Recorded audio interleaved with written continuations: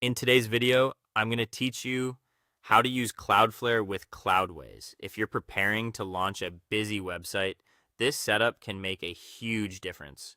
It helps protect your site from attacks, reduces unwanted bot traffic, and improves loading speed by serving content through Cloudflare's global network.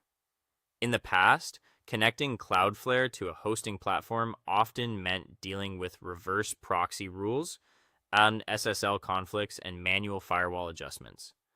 Fortunately, Cloudways now makes this much easier with its native Cloudflare Enterprise add-on, and that's the method we'll be using here. To get started, it's important to understand that Cloudways gives you two ways to work with Cloudflare. The first is the traditional route, where you use Cloudflare separately and manually manage name servers and DNS records yourself. The second is the native Cloudflare Enterprise add-on inside Cloudways.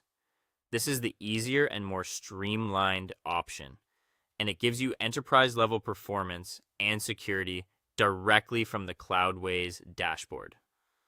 Now let's begin the setup. Log into your Cloudways platform, open the Applications area, and select the live website project you want to connect. Once you're inside the application dashboard, look at the menu on the left and open the Cloudflare section. In the main field, enter your root domain name, then click Authorize. As soon as you do that, Cloudways will generate one or more TXT verification records. These records are used to confirm that you own the domain. Copy the host and value shown for each record, then open your domain registrar in a separate tab and go to the DNS management area for your domain. Add a new TXT record, paste the matching host and value, leave the TTL on automatic if that option is available, and save it. If Cloudways provides a second TXT record, repeat the same process for that one as well.